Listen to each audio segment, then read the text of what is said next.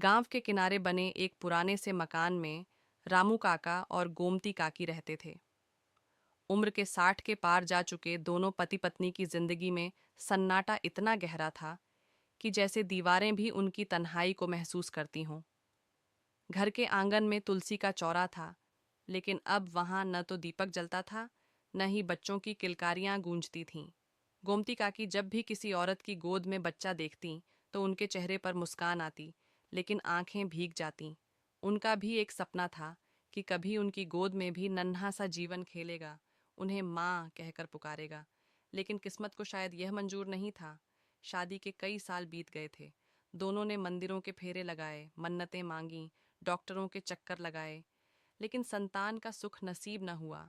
समाज के ताने, रिश्तेदारों की बातें और अंदर की खालीपन, सब ने मिलकर उनकी हंसी छीन ली थी। रामू काका बहुत सीधे सादे इंसान थे। वे हमेशा गोमती से कहते, अरे गोमती, भगवान की मर्जी से ही सब कुछ होता है। हो सकता है हमारे हिस्से में बच्चों की जगह दूसरों की मदद लिखी हो। लेकिन भीतर से वे भी टूट चुके थे। जब खेत से लौटते और दूसरों के बच्चों को अपने बाप की गोद में खेलते देखते तो उनकी आंखें झुक जातीं। एक दिन की बात है, सर्दियों की रात थी। बाहर धुंध छाई हुई थी और गांव के कुत्ते भौंक रहे थे। गोमती ने रोटियां सेंकी और रामू काका को दीं। तभी दरवाजे पर किसी बच्चे के रोने की आवाज़ आई। दोनों ने एक दूसरे की ओर देखा। इतनी रात को बच्चा? रामू काका ने धीरे से दरवाज़ा खोला। सामने एक 3 महीने का बच्चा टोकरी में पड़ा था। ओढ़ने को बस एक फटा कपड़ा था। साथ में एक चिट्ठी थी, जो भी इस बच्चे को पाए उसे अपनी संतान समझकर पाल ले। मैं मजबूर हूँ। गोमती ने जैसे ही बच्चे को उठाया, उसकी आंखों से आंसू बह निकले। वह कांपते हुए बोली, रामू, देखो ना, भगवान ने हमें भी दे दिया, हमारा अपना बच्चा। रामू काका ने कुछ नहीं कहा, बस ऊपर आसमान की ओर देखा, जैसे ईश्वर को धन्यवाद दे रहे हों। उस दिन से घर की सूनी दीवारों में फिर से रौनक लौट आई। गोमती ने बच्चे का नाम रखा मोहन। उनके दिन रात उसी के इर्द गिर्द घूमने लगे। मोहन की खिलखिलाहट से जैसे सालों की उदासी मिट गई थी।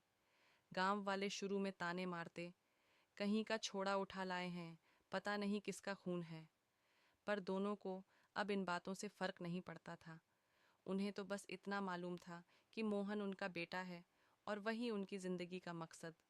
मोहन बड़ा हुआ, स्कूल गया, पढ़ने में होशियार था। रामू काका उसकी हर ज़रूरत पूरी करने में अपनी जान लगा देते। खेत में मेहनत करते ताकि उसे कभी किसी चीज़ की कमी ना हो। गोमती हर दिन उसके लिए भगवान से दुआ मांगती, हे ठाकुर, बस इसे सुखी रखना, हम पर अब कोई और परीक्षा मत लेना। साल बीतते गए। मोहन अब शहर चला गया, कॉलेज में पढ़ाई करने। शुरुआत में हर हफ्ते फ़ोन करता, चिट्ठी लिखता, लेकिन धीरे धीरे फ़ोन कम होने लगे और चिट्ठियाँ बंद हो गईं। गोमती अक्सर कहती, रामू, हमारा मोहन बहुत व्यस्त होगा, बड़े लोग तो ऐसे ही होते हैं। रामू चुप रहते। उन्हें भीतर से कुछ टूटता सा महसूस होता। एक दिन गांव में किसी ने बताया कि मोहन अब शहर में नौकरी करता है और वहीं किसी लड़की से शादी भी कर ली है। रामू और गोमती के चेहरे पर खुशी और दर्द दोनों साथ थे। खुशी इसलिए कि बेटा अब बड़ा हो गया, दर्द इसलिए कि उसने बताया भी नहीं। समय फिर बहता गया। 5 साल बीत गए। अब गोमती बीमार रहने लगी। रामू की कमर झुक गई थी। एक दिन गोमती की तबीयत बहुत बिगड़ गई। उन्होंने कांपते हाथों से रामू से कहा, अगर मैं चली जाऊं तो मोहन को बता देना कि उसकी माँ उसे बहुत प्यार करती थी। उस रात गोमती ने आखिरी सांस ली। रामू अकेले रह गए। उन्होंने बेटे को कई बार फ़ोन किया, लेकिन किसी ने कॉल नहीं उठाया। शायद नंबर बदल गया था, या शायद अब रिश्ता ही। गांव के लोग कहते थे, काका, उसे भूल जाओ, वह तो तुम्हारा असली बेटा भी नहीं। लेकिन रामू कहते, रिश्ता खून का नहीं, दिल का होता है। वो मेरा बेटा है और रहेगा। कुछ महीनों बाद एक दिन शहर से एक कार गांव के बाहर रुकी। मोहन उतरा। साथ में उसकी पत्नी और छोटा सा बेटा था। गांव के बच्चों ने दौड़कर बताया, काका, मोहन आया है। रामू की आंखों में चमक आ गई। वे लाठी टेकते हुए बाहर आए। जैसे ही मोहन पास आया, रामू ने कांपते हुए उसका चेहरा छुआ। बेटा, तू आ गया? मोहन झुका नहीं, बस बोला, पिताजी, शहर में काम बहुत था, माँ नहीं रही, सुनकर दुख हुआ। रामू मुस्कुराए, कोई बात नहीं बेटा, तेरी माँ तुझे बहुत याद करती थी। अब तू आ गया, मुझे और क्या चाहिए। उस रात मोहन वहीं ठहरा, लेकिन सुबह होते ही जाने लगा। रामू ने धीरे से कहा, बेटा, कभी कभी फ़ोन कर लिया कर, बस आवाज़ सुन लूँगा। मोहन ने सिर हिलाया, लेकिन आंखों में कोई अपनापन नहीं था। 2 महीने बाद गांव में खबर फैली, रामू काका नहीं रहे। जब लोग उनके कमरे में पहुंचे तो देखा, उनके सिरहाने मोहन की बचपन की तस्वीर रखी थी और हाथ में एक चिट्ठी थी, मेरे बेटे मोहन को। अगर तुझे कभी लगे कि तेरा कोई नहीं, तो याद रखना, तेरे पिता हमेशा तेरे साथ हैं। उस दिन गांव के कई लोग रो पड़े। उन्होंने पहली बार महसूस किया कि औलाद न होने का दुख उतना बड़ा नहीं होता जितना अपने ही औलाद से बिछड़ने का दर्द होता है। मोहन जब खबर सुनकर आया तो अपने पिता के पैर पकड़कर फूट फूट कर रोया।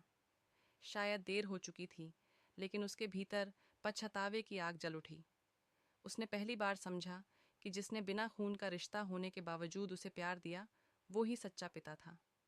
वह घंटों उनके मकान में बैठा रहा, दीवारों को छूता रहा, उन आवाज़ों को सुनने की कोशिश करता रहा जो कभी वहाँ गूंजती थीं। गोमती की पुरानी चुन्नी तुलसी के पास रखी थी और उस पर कुछ सूखे फूल।